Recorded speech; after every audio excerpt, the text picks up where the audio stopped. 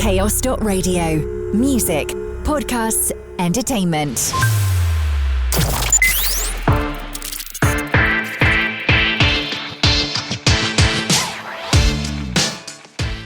Hello and welcome to the latest edition of NEWSWAVE, written, produced and recorded in the heart of Cornwall by the team here at Chaos Radio.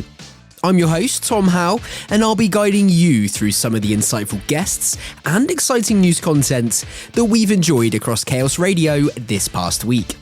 On today's show, we join Sam Galsworthy as he reflects on his year as the High Sheriff of Cornwall, the King's representative for law and order in the county, responsible for supporting the judiciary, law enforcement and ceremonial duties. We check in with Tommy Job, founder and director of Tunes Festivals, as they prepare to bring 3 major festivals to the shores of St Austell this summer. As well as that, to celebrate Social Prescribing Day, we take a trip to St Austell Healthcare to meet their head of social prescribing, Jack Watterson, who highlights the importance of connecting people with community-based support to improve their health and well-being.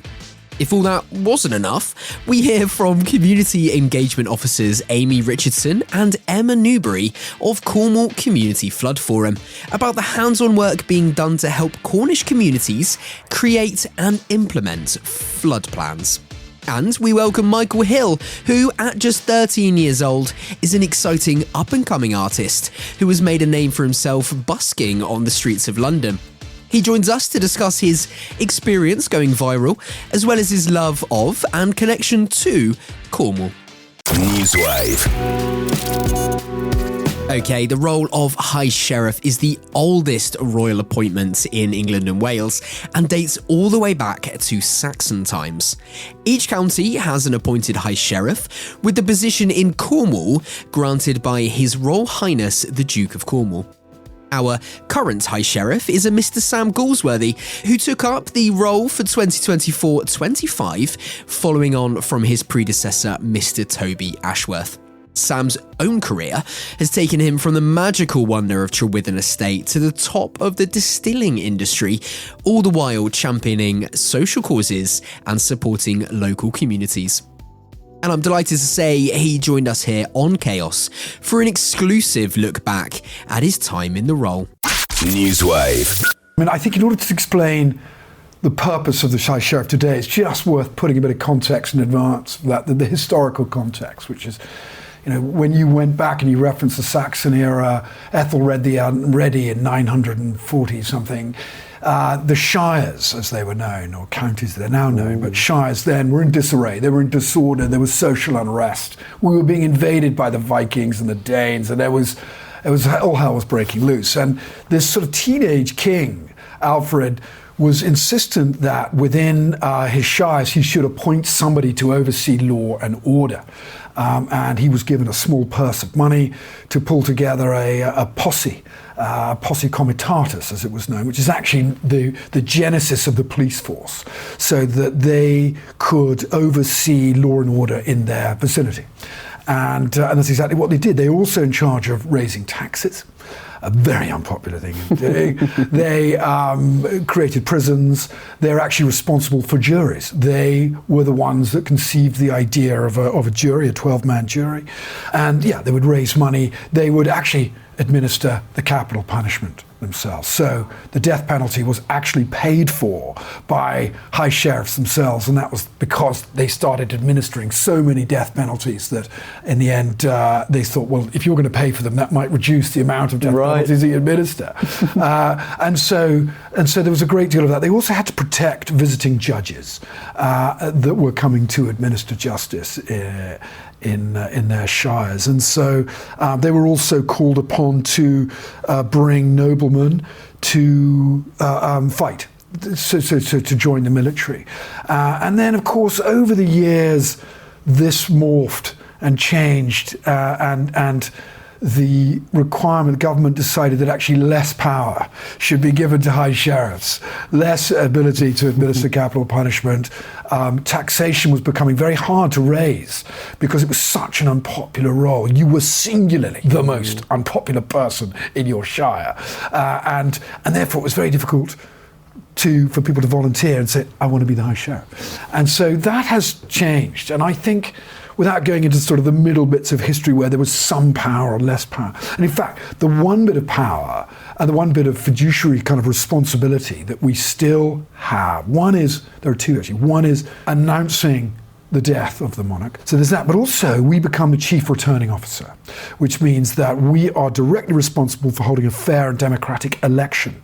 And we oversee that in our now known as counties, or in Cornwall, it's a duchy. But we return the numbers to the capital. So that was it. But today, we do a lot more, other than the chief returning officership role. We do a lot in the voluntary sector. We patron the police force. We patron the military as well. Prisons, even though there's not one in Cornwall, there's a bit of a movement, in fact, to have one here in Cornwall, just from a welfare point of view. And so we do a little bit of that. We oversee and patron the sort of the criminal justice system, so juries, judges. We look after their welfare. And then in the voluntary sector, as I touched on, we get to do as much or as little as we really want. So we can turn over stones and look at the really dark bit. We can get into celebrate unsung heroes. And that, I think, is really where I've tried to lean into, particularly sitting on the Cornwall Community Foundation board. It's given me a brilliant insight into the remarkable grassroots charitable voluntary sector that exists here in the Duchy that answers so many of the critical needs in Cornwall. This is a role you described as the honour of a lifetime. I'll ask you in a moment for you to reflect on what you've learnt about Cornwall over the year, things you weren't aware of already or things you've come to appreciate even more so. But first, can I just ask you to look back to before your time as High Sheriff and paint me a picture of Cornwall in your eyes as Sam Galsworthy, not Sam Galsworthy, High Sheriff of Cornwall. So my perspective of Cornwall, while markedly different now, in advance of April last year when I took on the role, was, wow, amazing, stunning coastline surrounded by sea, beauty, tourism, hospitality, agriculture, fishing, and the emergence of tech, education, and that sort of stuff. Probably had a sort of a deeper understanding of it than I want to say. Some will shoot me down, but some of my peers. I know you're going to ask the next question was what now? Yeah, indeed. Let's move on to that. The question I alluded to just a second ago. Can you reflect on what you've learnt about Cornwall over the year, things you weren't aware of already, and things you've come to appreciate even more so? Cornwall is at the very best end of the kingdom, of the United Kingdom. It just is. This is the best, most magical, mythical, beloved pocket of Britain. But it is at the worst end of the crises. And that's an important thing just to put out in this conversation. I have taken away the magnitude of this sort of omni-crisis that are going on, from education to health to housing to poverty, environmental and pollution. We could go on. They're all interconnected. And I could throw all sorts of other anachronisms and stuff out of a sustainability playbook. But you get the picture. You and I, and I'm sure a lot of your audience, know now a lot more than we did. I'm not alone in learning what I've learned this year. I think in COVID, everybody double-clicked on so many of the different nightmares, challenges that are out there. But here's something powerful that I've learned. Luckily, we have a community spirit here that is rising up to meet the very many challenges and facets of the challenges. We in Cornwall have the highest index of volunteership to our population than anywhere else in the country. There is no county that has a higher number of people volunteering than in Cornwall. The national average is 18%, and in Cornwall it's 31%. That's incredible. I'm just going to leave that out there for the audience. And if they are not volunteering, and I suspect most of them are, because I know the kind of values that Chaos espouses, and therefore your audience will no doubt be resonating with this data. But Cornwall is rising up to the challenge. I've actually got goosebumps and a lump in my throat even just landing this, because it's such a beautiful thing that people recognize it. And instead of being paralyzed by the horror and the data that's out there about all these issues, they're actually going, okay, well, we can either sit here and armchair ourselves out of this, and I always think, one of the greatest sayings is that the greatest danger to these crises is the belief that somebody else is going to come and rescue us. Somebody else is going to do this. And actually, I'm going to use a quote that I heard when I went up to Bude the other day. This 65-year-old surfer, lifesaver up there that does 3 different voluntary jobs. He said, yeah, no, it's great. We've got so many problems here in Bude. But you know what? What are we going to do? And he said to me, help isn't coming. Help is not coming. We are it. We are the help. And I just thought, wow, that is so powerful. There's no government source of funding. There is no miracle cure. There's no systemic intervention that is going to happen to change the way that housing, health, education, environmental, child poverty, no, it's us, Tom, it's us. And so you ask me what I've learned. I have learned more about the deepening and widening crisis, and as overwhelming as that seems, mark my words, I'm optimistic. There is no county, there is no populace, there is no community more cohesed and up for it than us. And I use the analogy of a sort of a descending escalator. This stuff is heavy and the escalator is getting faster going down. And we've got to walk faster to climb up. We've got to bring and lead more people to join this escalatory ascension. I can see it. Right? Well, that's what our job is. And that's what I have thought my role is, primarily as High Sheriff. But don't get me wrong, I've deployed Sam as well to go, come on, off the other side of this on the 23rd of March when I hand over to Geraint Richards. I'm still all in. I've gone around, I have met 60 plus, I lose touch, I've kept a diary, but 60 plus voluntary community organizations doing eye-watering stuff. And I must have encountered 4,000 or 5,000 people doing, just selfless stuff in the community. And so that's what I've learned, Tom, that we've got this meaty problem and we have a choice to make within ourselves about what we do and the action that we take. And by God, I'll hand over this badge and I'll carry on and double down on the stuff that I've done. NEWSWAVE. It was fantastic speaking with Sam. Thank you to him for his dedication to Cornwall and for sharing his experiences with us. We wish him all the best for the rest of his tenure and beyond too. Right, now for something completely different. Get ready, St Austell, because Tunes Festivals have announced that they're bringing 3 major events to our shores this summer. The team organise unique live music events right across the southwest, featuring major headline acts, great food and stunning locations. From music legends to emerging artists, the festivals bring together fun lovers of all kinds to celebrate in a mixture of sustainability, family-friendly vibes and positivity. Joining Cheryl Gordon on Breakfast to share more about their work and upcoming events in the St Austell area was Tommy Job, Director of Tunes Festivals. NEWSWAVE. Tunes Festivals is basically something we started up 10 years ago from some Cornish, me and my best mate in Cornwall. We started off in Perranporth doing Tunes of the Dunes, and we sort of we're now doing 9 of them all around the southwest in Cornwall, Devon, and Wales. And I think for us, we got approached down at Pentuan, down at the campsite about doing one, which we were really excited about. And then as time went on, we then basically got approached by the guys down at Carlisle Bay as well. And we thought it was too much of a good opportunity to miss out on. So we've gone from doing nothing in St Austell to doing 3 big, amazing Tunes festivals, which we're really excited to bring down to you guys. Tunes Festival has hosted some huge names over the years. Could you share some of the previous acts that performed and just give our listeners an idea of what to expect? Yeah, for sure. I mean, we've had people from Sir Tom Jones, Status Quo, McFly, Blossoms,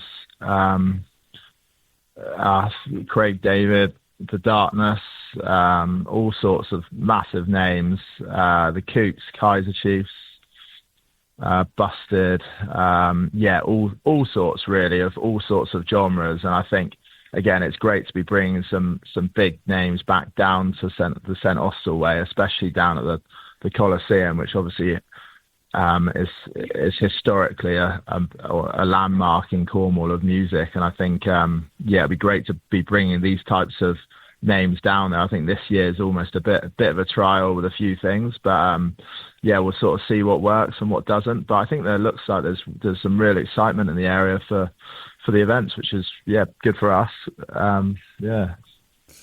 Well, let's dive into and delve into the events individually then. We'll start with Tunes on the Shore at Clyde Bay in May, featuring acts like Scouting for Girls, Chris Moyles. What makes this festival unique?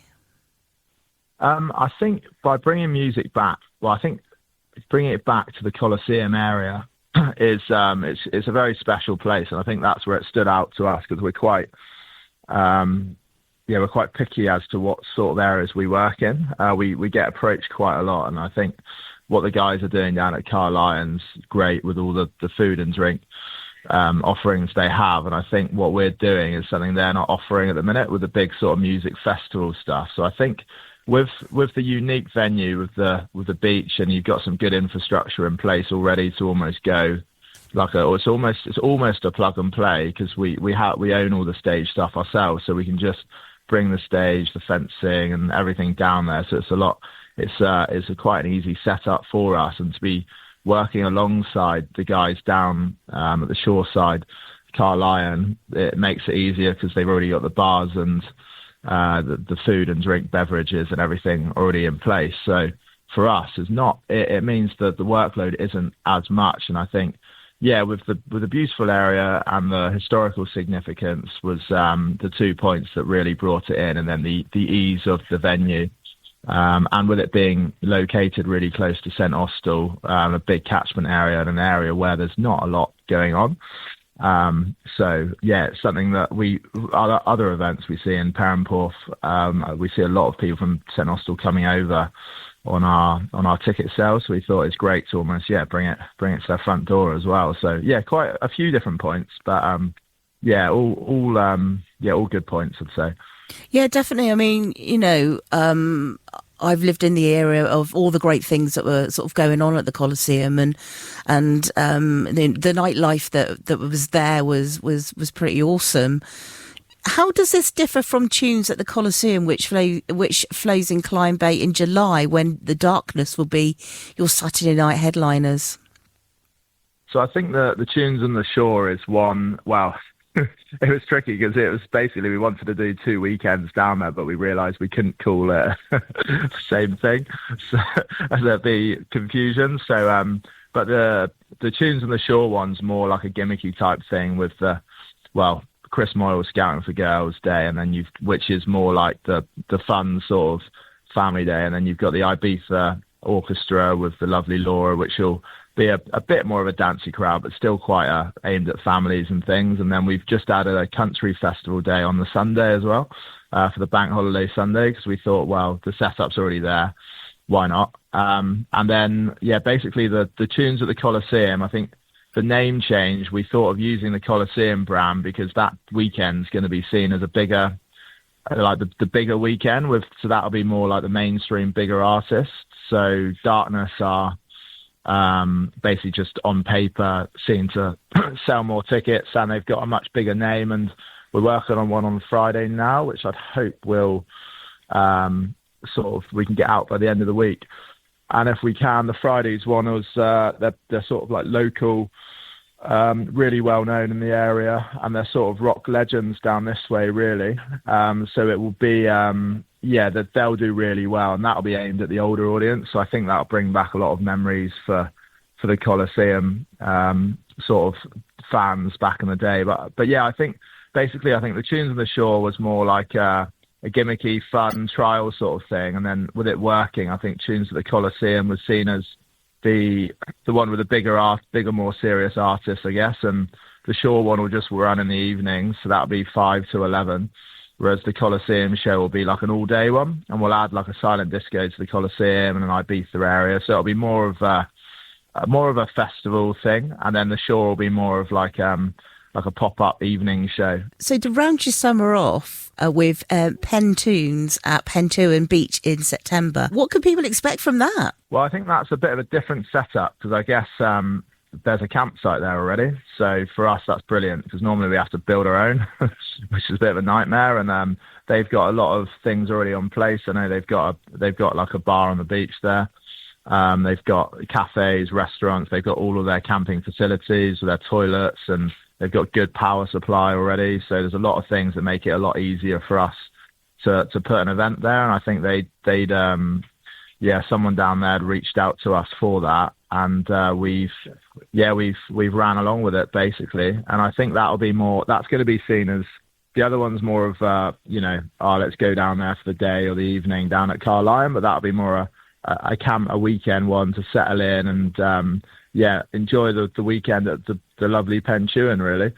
And again, there'll be big wellness sessions, and there's saunas and hot tubs and lots of like wild swimming stuff in the mornings and stand-up paddleboarding. And again, we'll put like an Ibiza beach lounge down there and have some silent discos going on, and we'll engage with a lot of the local artists as well on that one to get on the lineup and things like that. So yeah, I think that's more, the Pentuan one's going to be more make the most of a weekend away and settle in for the weekend sort of thing. Whereas the Carlisle's more just turn up for the day and have a good time, and if you enjoy it, you can turn up again. But the benefit of the Pentuan one, I guess, is that there's camping available, and as you know, it's right next to where the venue will be. The venue will be on the beach, so it should be should be really good. Is there any opportunities for local businesses, volunteers, or even local artists to get involved, whether it be running a stall, supporting your teams behind the scenes, or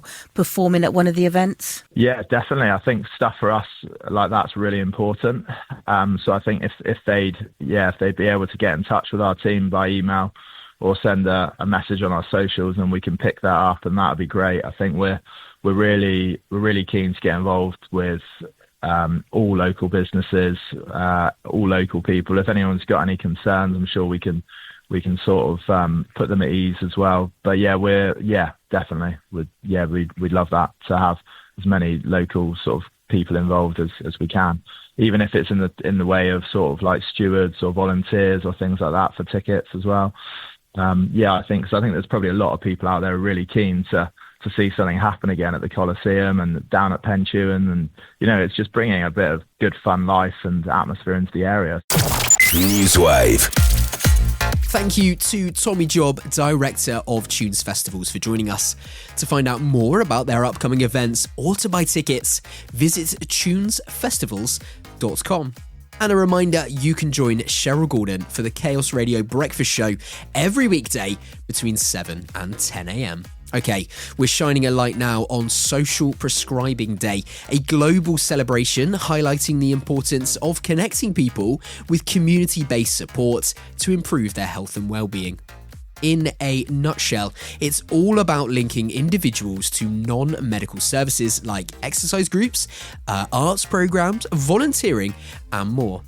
Joining Brian and Jordan to talk more about the day and explain more about social prescribing was Jack Watterson, Head of Social Prescribing at St Austell Healthcare. NEWSWAVE. Social prescribing is, in the simplest terms, supporting patients with anything which doesn't include medication or a referral to a hospital or a medical intervention, so more social and wellbeing support.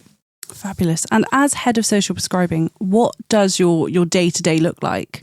I think day-to-day is tricky. I think more, say, like week to week is easier to show, because I think there's a mixture, of course, of seeing patients in clinic, kind of meeting with community groups, and trying to develop new projects and things which will actually help our patients. And then there's also kind of supporting the team and our wider team because some of the patients' situations are quite complicated and complex. Just a bit of a mixture of seeing people promoting our work and making sure that there's actually things out there for people to actually go to and get supported by. What are some of the benefits that people can gain from social prescribing? Yeah, so ultimately, the benefits we want people to find is ultimately their overall well-being improves, whether that is a decrease in stress, whether that is an improvement in their mental health and well-being scores, whether that is an improvement in their financial situation, whether that is an improvement in their health, and that can look different for a lot of people. For example, it could be that someone wanted to lose weight and do more exercise, eat healthier. It could be that they have asthma or COPD and they've got mold in their house and they want to be able to get help with removing that so they can actually breathe better. There's so many different aspects where social prescribing can improve your life, and ultimately they are because it's integrated in the health system. A lot of them we focus on our health needs, but I think it even goes wider than that, really. And like we were just talking about, even just someone to talk to find a new friend, and I can't remember the statistic off the top of my head, but life expectancy improves when you're reduce your isolation, things which actually support your medical situation, which you wouldn't have ever thought about. I remember telling my parents the other day, I think it was a statistic which was something like, it was really interesting. It's like every 10 miles closer you live to your grandchildren, your life expectancy goes up. Really? I can't remember the exact that's figures, interesting. but it's things like that which are, it's really amazing how your positive mindset in terms of things to look forward to in your life actually make a difference to your overall outcomes. And it's really hard to put a scientific experiment on that, but they look at the data and they think there's clearly a correlation going on here. Absolutely. We focus on the big things which are easy to prove, like smoking, exercise and those types of things. But, that study around living close to your grandchildren, I mean, that's crazy, really. That's so interesting. Especially, it's almost as if it's just that social connection. And I think we've spoken a lot about just kind of connecting with people being really, really important. Because I can imagine that humans are social by nature, aren't we? So it all does make sense and all lock together. Yeah, we're here to live in communities, and I know you get extroverts and introverts. I think I'm probably more on the extrovert side of things, and I do better when I'm around people. But even introverts, I think we all benefit from some social interaction, and COVID was all the lockdowns really did impact people's mental health and well-being, and I think that was evidence there that we're supposed to be live together in harmony and community. Amazing. What kinds of activities or support can people get access to from social prescribing? Obviously, to me, the list seems absolutely endless. And there's so many things on our social prescribing app. We've got just over 850 services in St Austell, which we kind of signpost and refer patients to. Obviously, that would take forever to go through them. It takes such a long time. But just to highlight a few of the things which are new, at least, which are fresh on my mind. I've just come out of a meeting with a lady called Sam from Dance Centred, and that's was going to be starting some dance workshops for women affected by cancer in St Austell. I'm working on a project at the moment to bring a bereavement journey course to St Austell, so that's going to be supporting patients who are really struggling with grief and bereavement. There's some great new exercise referral schemes we've got going on. We're linked in with pretty much every gym in and around the St Austell and surrounding area to bring support for those with medical conditions who want to improve their health through exercise. Again, there's new things coming on and happening all the time.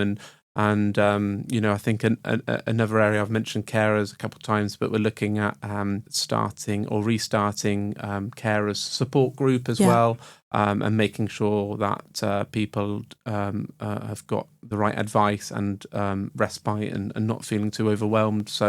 So many things which we can help with, and like I said, we list it on the app. We put it in different categories. I think anything in life which is is negatively impacting you, I think that's probably a sign that it's something social prescribing could possibly help with. So, do you, if someone were to go into a meeting with you and say, like they're looking for social prescribing, they say, I like X, Y, and Z. Do you then take that and try and find groups that are kind of tailored to their own likes and dislikes? Yeah, it's all about what matters to the person. It's really easy to fall into the trap of trying to fix people's problems and tell them what they need, but actually a big part of social prescribing is listening to what they actually want or what's going on. Sometimes you can give advice in terms of, look, from what you've said, I think this would suit you, I think this would be best for you, but ultimately it's listening to what matters most to them. If people don't know what's out there, you almost don't know what you want until you've seen until it. You've done it. A bit like a menu when you're going out to a restaurant. If we like to look at what's available, and we probably didn't think we wanted hake until we've seen it on the menu, for example. And that's a little bit like social prescribing. So it's a bit of a balance between the two. Some people say, oh well, I want to volunteer, I want to get involved in volunteering, and then I'll explain, well, there's this organisation which want to help people, but there is actually it is actually form a contract and it's paid work. Oh, actually, I would like to give that a go, or it might be that they want to get straight into work, but actually there's a training opportunity which might lead them down a different path. So it's just guiding those conversations. And it's easier when someone knows exactly what they want and they're like, right, tell me what's available for this, and I'm like, okay, fine. And nearly all the time there is something available. Yeah Occasionally it might be that what someone wants isn't available, and then we'll work with the local community, the voluntary sector, statutory services to make it available. So it must be quite a rewarding job. Obviously you talk about you're not going in trying to fix people's problems, but more so guide them. How can someone access social prescribing? So we've kind of touched a little bit upon an app as well earlier in the interview. So anyone could access the GP surgery in St Austell the normal way through our phone lines, or ideally through our website, through System Online, and just say would like to be referred to social prescribing. So that's one way of actually seeing us in person or speaking to us over the phone. Alternatively, we do have a smartphone app, which currently now we've got just over 6,000 patients are currently using. Brilliant. And we in the last year, I think we had 22,000 views on it, so people are using it. So that's our Help at Hand app, which you can find on the website and through St Austell Healthcare Social Prescribing website, and that's just an app you download for free. You click which surgery you're at, and it comes up with all the available social prescribing initiatives in the area. And we encourage people to have a bit of bedtime reading and have a browse through that and see if there's anything which stands out for them that they'd like to try. And also we encourage, if you're an organisation or a community group which want more people to come, or want you want us to let promote your group, then actually get in touch as well, because we can add it to our app and let our social prescribing team know about it. So it's really, really easy to access. Either you can have a look yourself, or you can get in contact with us, and we'd be more than happy to see you. Brilliant. Looking a little bit further ahead into the future now, what are the biggest challenges and also the biggest opportunities for social prescribing in the future? Yeah, I think one of the biggest challenges at the moment is community workforce. I think we're still struggling a little bit with enough volunteers. I think it's matching people with who maybe have retired or have got time on their hands, want to help out.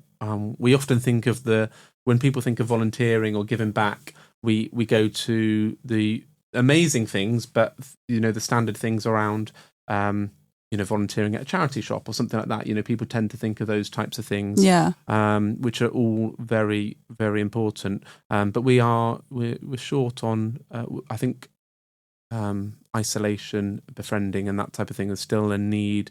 The voluntary sector in Cornwall is still very low on people who are willing to go and have a cup of tea with someone who is unable to leave the house and that type of thing. So I'm working with the local community at the moment to try and increase that, to increase the number of volunteers in that kind of sector, in that area. And that's tough, because sometimes it's hard when you feel like you can't meet the need of someone. Absolutely. But opportunities, I think, really are, there's more funding coming into the area. There's more businesses are actually looking at how they can give back to the community.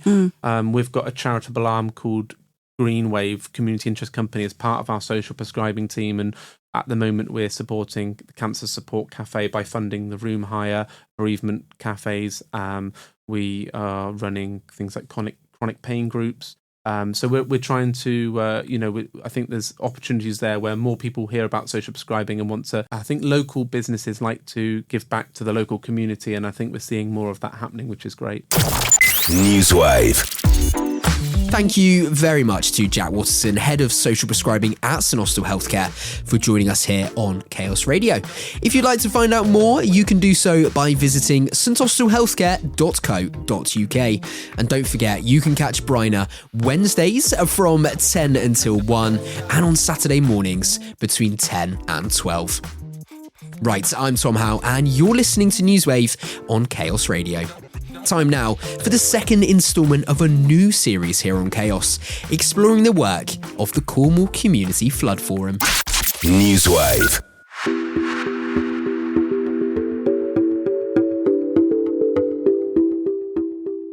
Recent analysis from the Environment Agency reveals that Cornwall is among the areas most at risk of coastal erosion and flooding in England. Improved mapping and modelling have identified widespread flood risks from rivers, the sea and surface water, with vulnerable communities, infrastructure and farmland particularly exposed. The aftermath of 3 major storms in the final months of 2024 and at the start of 2025 has highlighted an urgent need to prioritise flood defences to protect homes, businesses and critical services throughout Cornwall.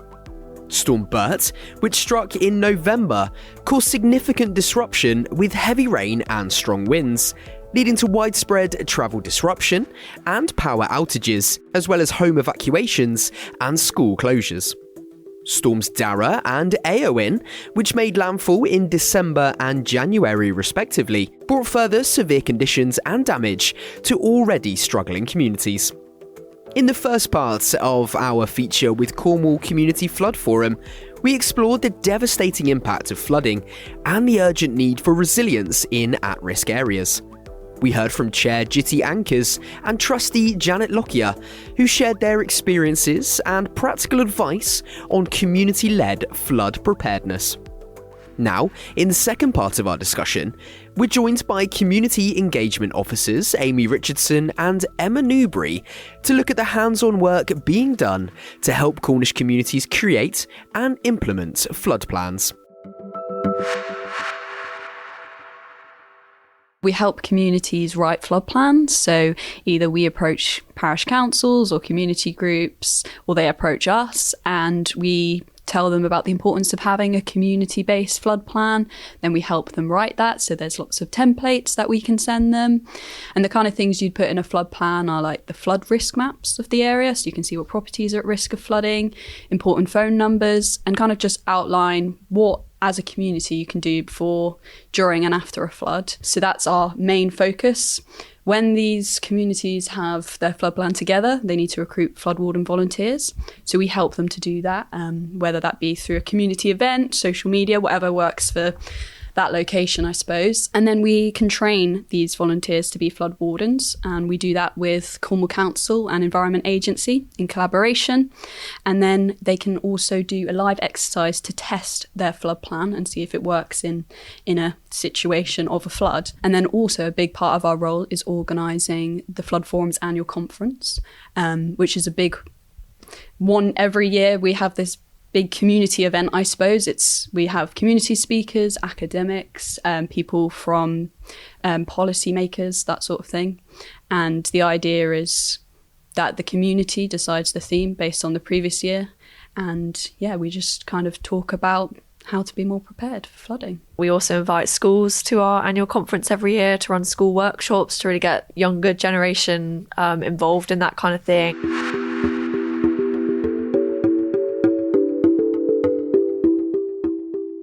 Flooding can have a devastating impact on communities, which is why having a flood plan in place is so important. But how does a community go about getting started? At our conference, we've had people approach us and say, actually, we'd really like a flood plan for our parish.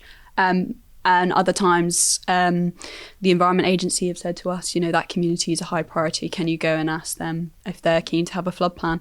But I suppose it's normally a group of people, but there's normally that one champion that's kind of pushing for it, that really kind of wants to be prepared, and they kind of help us. And so a lot of our work is really led by what the community want and what they need, and we can go and get that information and feed that back into them.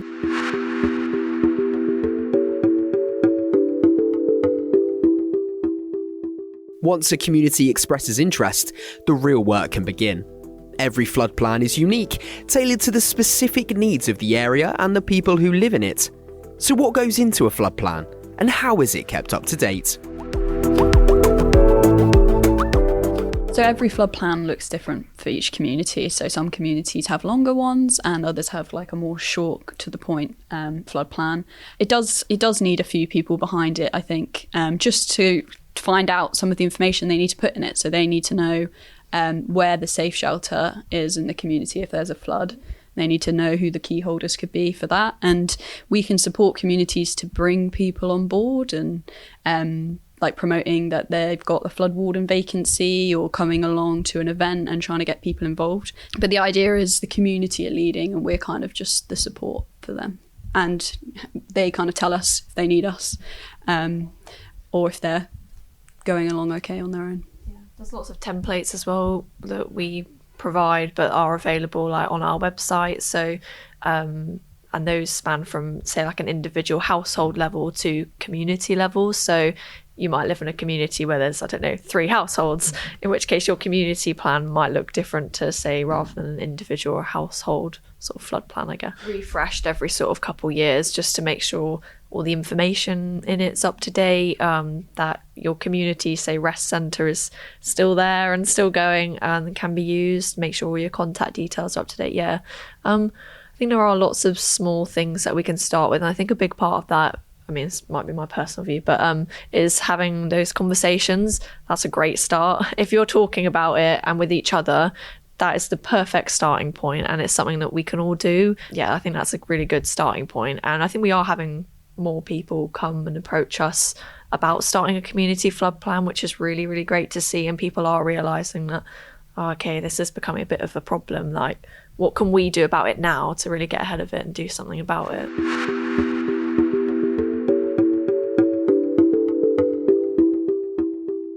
Creating the flood plan is just the first step. The real strength comes from the people involved. Volunteers, community members and local organisations, all working together to put the plan into action. So some communities will have more meetings with them and they have some questions for us about, what should we put for this section of the plan or whatever it is. Others kind of just trundle along on their own. But yeah, obviously once the plan is together, the aim is then to get volunteers, train them as flood wardens and then do a live exercise. And then the idea is we refresh the plan, or we do refresher training to kind of, because there might be people have left or other people might need to come on board. But aside from the flood plan, there's lots of things you can just do on an individual level. So like signing up for the flood warnings, signing up for the Met Office weather warnings, checking if your area is in a flood risk zone, preparing an emergency grab bag, that sort of thing. And that's all on like a household level as well. But those things can be outlined in a community flood plan just so that that awareness is raised within your community. I guess the idea with the community flood plan, with revisiting it every couple of years as it becomes then a living document, you don't just write it and it sits on a shelf getting dusty somewhere. The idea is that you take it out and you continue to work on it and use it and make sure people know about it as well.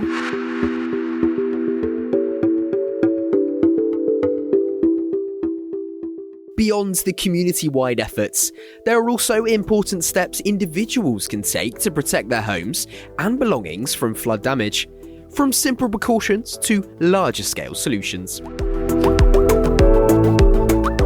Property flood resilience, or PFR, measures you can put to make your home more resilient to flooding. So there's like resistant measures, so like flood doors to try and stop the water coming in. But there's also measures you can put in place that if the flood water does get in, it reduces the damage it does. So, having your sockets up higher and stuff. And there are some like really cheap measures you can do as well. So we had Flood Mary come along to our conference in November, and she was saying you can put aluminium foil on the gaps between your doors, and it's a really cheap a way of kind of reducing the risk of floodwater entering your home. So there's currently an expression of interest from Cornwall Council, and you can put your name down for potential property flood resilience measures for your home in the future.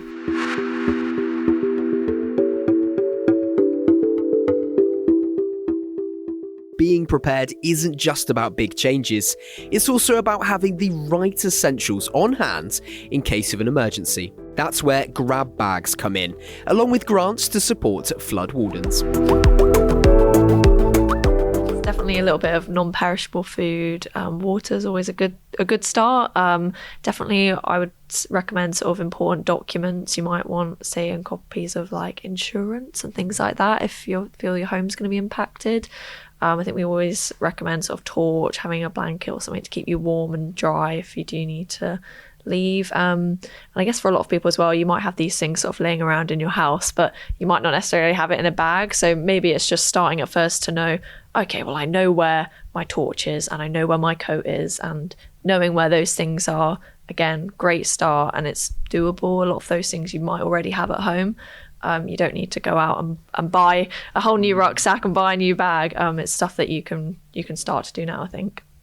And we also offer a grant to flood wardens to purchase PPE. So if they've got their flood planners and they've been trained, they can access the grant to get torches, waterproof trousers, waterproof coats, whistles, that sort of thing.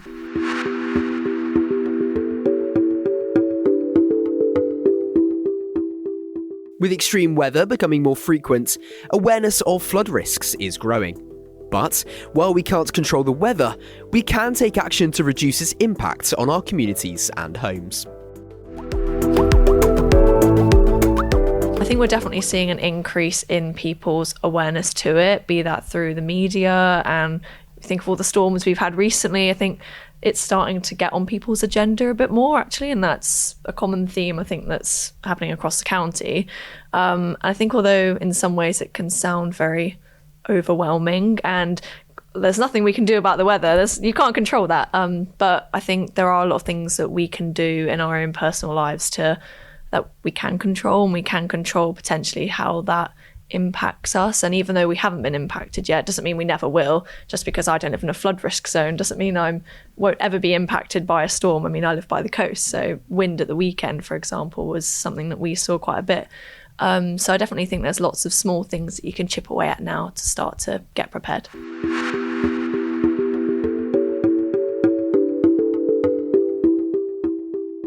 At the heart of flood preparedness is the idea of communities looking out for each other. In times of crisis, having a plan and knowing how to respond can make all the difference. What I often kind of say to communities is if there's widespread flooding across Cornwall, the emergency services can't be everywhere at the same time. So it's really useful on the ground in the community if you can just warn and inform the rest of the community. And also when the emergency services get there, they're not going to necessarily know your community inside out. They don't know where like the points of flooding or the like hotspots, I guess you'd call them, are. And also as a community member, you can say to the emergency services that there's vulnerable people located over there. And that's really valuable information, that local knowledge.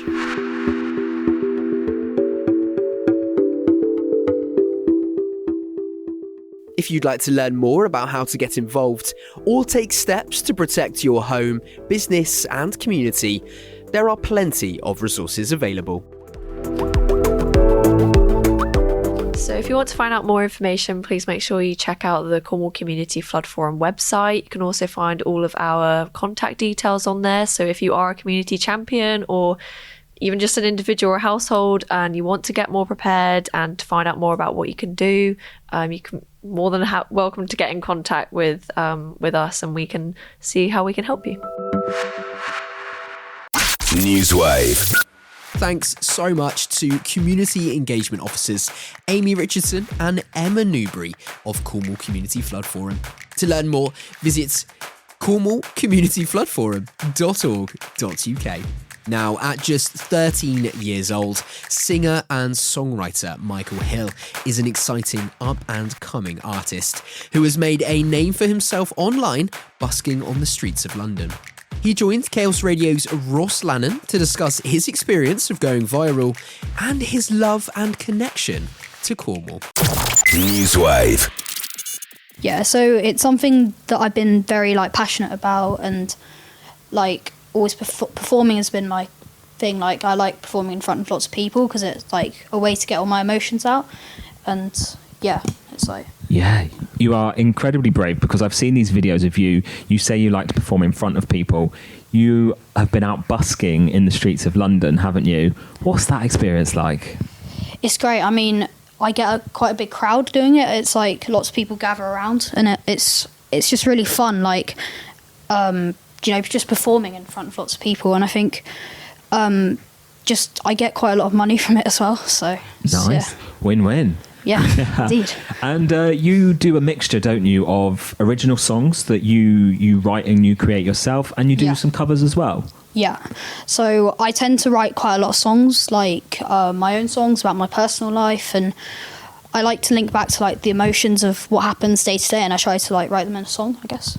Nice. And obviously we've talked about the fact that you live in London, you busk in London, but you have got roots here in Cornwall through family, so you do love a bit of Cornwall, don't you? Yeah, it's great. It's it's somewhere just to go where I can feel free to do what I want and just perform. I like going to all the open mics around here, and it's just good because I can also write songs about the beach on Cornwall, and yeah, it's just really good. Yeah, I was going to say, have you included Cornwall in any of your specific tracks? Yeah, so I wrote a summer song called Finally Free, and it's about me escaping from cramped little London and getting into spacious Cornwall, and writing about the beach and surfing and doing all the little open mic nights around different places, different boroughs. No, it's just, I like to write about because it's just some place where I can feel free and I can write lots of stuff about it.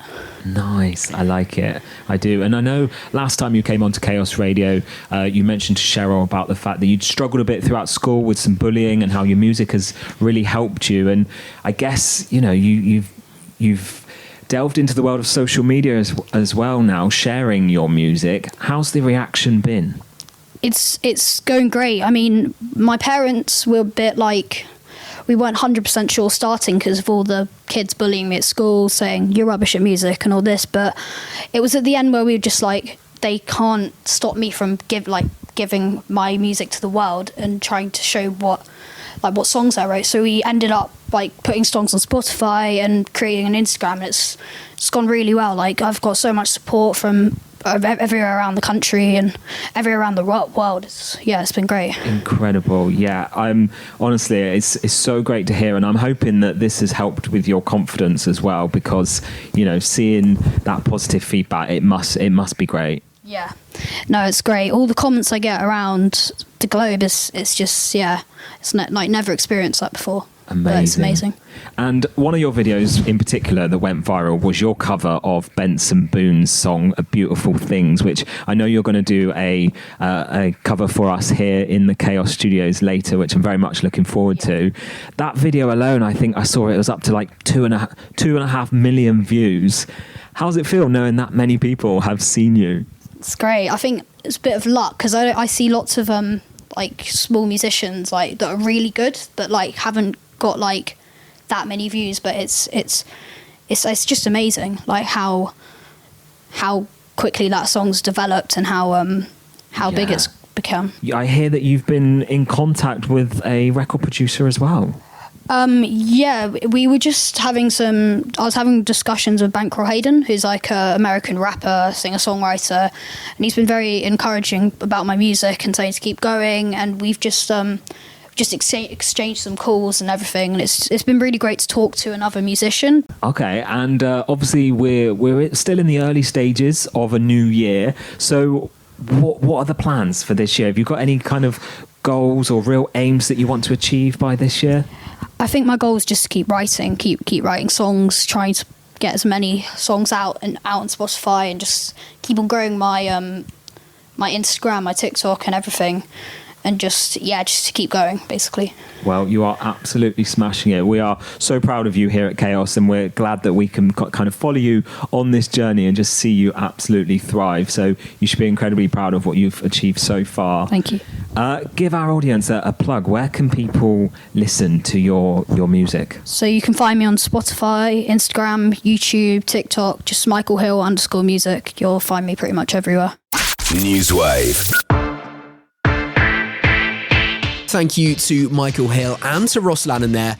Catch Ross every Tuesday and Thursday between 10 and 1. Okay, that's all we've got time for on this week's edition of NEWSWAVE. A big Chaos Radio thank you to outgoing High Sheriff of Cornwall, Sam Galsworthy, to Tommy Job, the founder and director of Tunes Festivals, to Jack Watterson, head of Social Prescribing at St Austell Healthcare, to Community Engagement Officers Amy Richardson and Emma Newberry of Cornwall Community Flood Forum, and to young singer-songwriter Michael Hill. And as ever, a final thank you to you for listening and helping support local journalism to thrive. To catch up on all of our coverage, as well as to check out our extensive back catalogue of interviews and shows, do head on over to chaos.radio and click Catch Up. Now remember, if you have a local news story that you'd like to share with us, email news@chaos.radio or search Chaos Radio UK across socials. That's it, you're up to date here on Chaos. I'm Tom Howe. Thanks so much for listening. NEWSWAVE. Chaos.radio. Music, podcasts, entertainment.